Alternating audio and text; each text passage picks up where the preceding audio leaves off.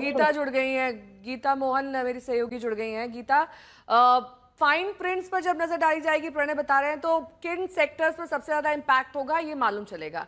लेकिन क्या भारत को इस तरह का अतिरिक्त टैक्स अमेरिका द्वारा लगाया जाना प्रत्याशित था, और अगर हाँ तो इसका काउंटर जवाब कैसे स्ट्रैटेजिकली दिया जाएगा? क्योंकि पहले भी एस जयशंकर ने साफ कहा था कि हम चुप बैठने वाले नहीं है, ऐसा नहीं चलेगा। तो अब जब ये अतिरिक्त टैक्स आ गया है तो अब भारत का जवाब कैसे होगा? देखिए, भारत को बहुत समझ के, बहुत सोच कर ये जवाब देना होगा। हालांकि इंडिया ने अपना स्टैंड बहुत क्लियर कर दिया है नेहा। ये कह दिया है कि चाहे कोई भी टैरिफ्स और पेनल्टीज लगे, एक स्ट्रेटेजिक ऑटोनॉमी के तहत भारत जो करता आ रहा है वो करेगा। लेकिन अब क्योंकि 50% टैरिफ्स देख रहे हैं, इससे मार्केट्स पे बहुत ज़्यादा असर पड़ने वाला है। तो देखना होगा भारत सरकार क्या करेगी आगे और क्या करने वाली है। यहाँ पर यह भी इम्पॉर्टेंट है देखना कि इस इम्पैक्ट का, अगर आप कह रहे हैं कि पेनल्टीज हैं और किस तरीके से वो इम्पैक्ट करेगा अलग अलग मार्केट्स को, तो बहुत अगर आप डिटेल्स देखें यहाँ पर, ये पूरा एग्जीक्यूटिव ऑर्डर यहाँ पर हमारे आगे है।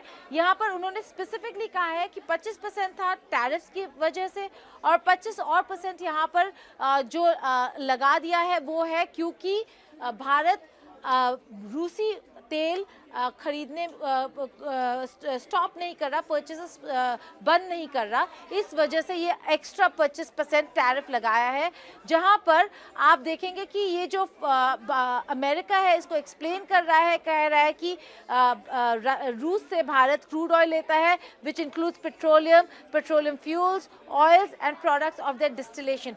लेकिन यहाँ पर भारत ने ये भी कहा है, जो डबल स्पीक है अमेरिका को, उसको एक्सपोज करते हुए ये कहा कि अगर अमेरिका चाहता है कि वो रूसी ऑयल लेना बंद करे, खरीदना बंद करे, तो अमेरिका को भी जो रूस से यूरेनियम खरीदते आ रहा है उस खरीदारी को बंद करना होगा।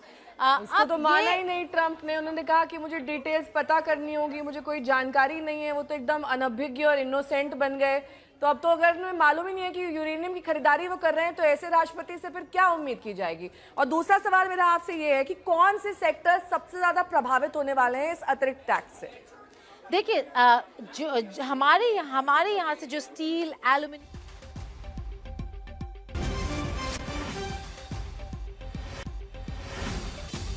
50% में 25% अतिरिक्त टैरिफ शामिल हो गया है। ये ट्रंप का आदेश आया है, एग्जीक्यूटिव ऑर्डर। गीता मोहन हमें बता रही थी, और उसकी फाइन डिटेल्स क्या हैं उसके बारे में भी जानकारी दे रही थी। उन्हीं से जानने की कोशिश करेंगे कि आखिरकार कौन से सेक्टर्स हिंदुस्तान में सबसे ज्यादा प्रभावित होने वाले हैं इस अतिरिक्त टैक्स के द्वारा।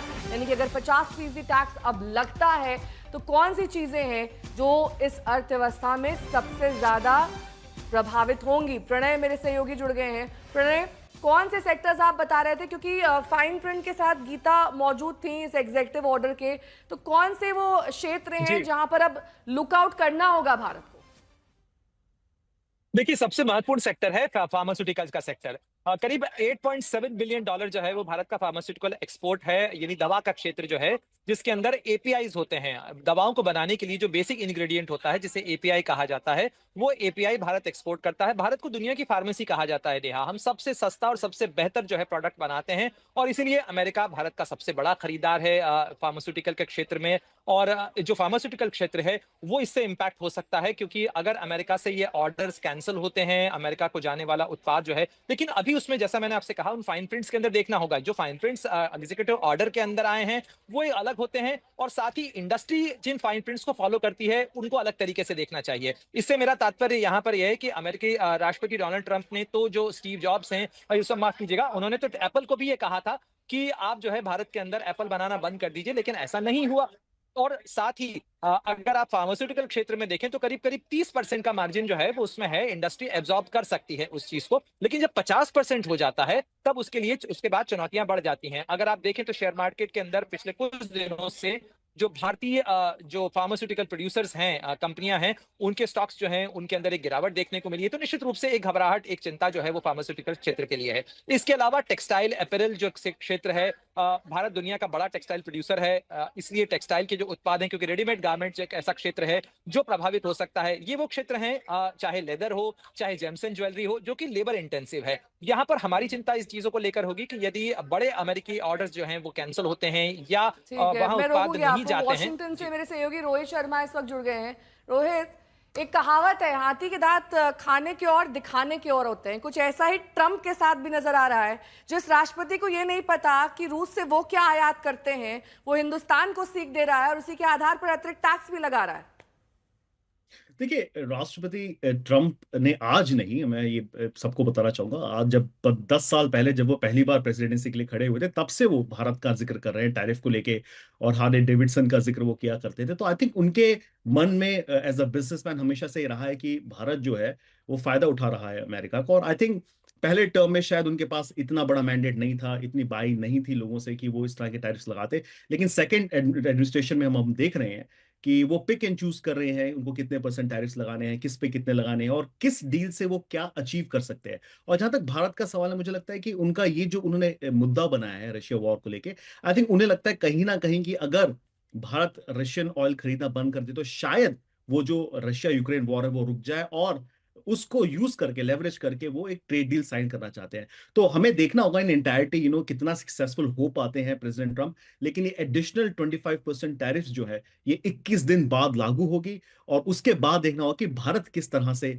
इस पे जो है रिएक्ट करता है। तीसरी चीज, प्रेसिडेंट ट्रंप ने अपने एग्जीक्यूटिव ऑर्डर में क्लियरली लिखा है कि अगर भारत इस पे कोई रिएक्शन देता है या रेसिप्रोकल टैरिफ लगाने की बात करता है, तो ये एग्जीक्यूटिव ऑर्डर को वो फिर से मॉडिफाई कर सकते हैं और इंक्रीज कर सकते हैं टैरिफ इसके ऊपर।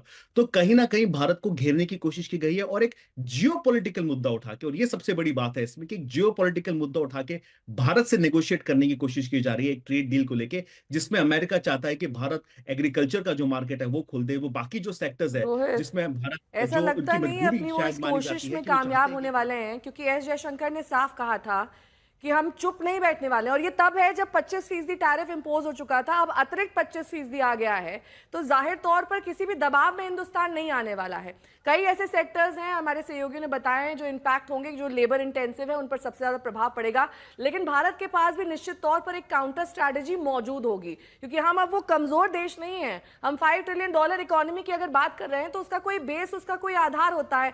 अगर ट्रंप ये कह रहे हैं कि आप वहां से रूस से आयात करते हैं तेल और इसी वजह से हमने अतिरिक्त टैक्स भी लगा दिया, तो ये आर्म ट्विस्टिंग अब नहीं चलेगी। ऐसे में भारत के नजरें आज की ट्रंप की स्पीच पर भी हैं। क्या आपने वो इस ऑर्डर के बारे में बातचीत करेंगे और उसके डिटेल्स और साथ ही उन्होंने क्यों ये ऑर्डर दिया है इसके बारे में बताएंगे?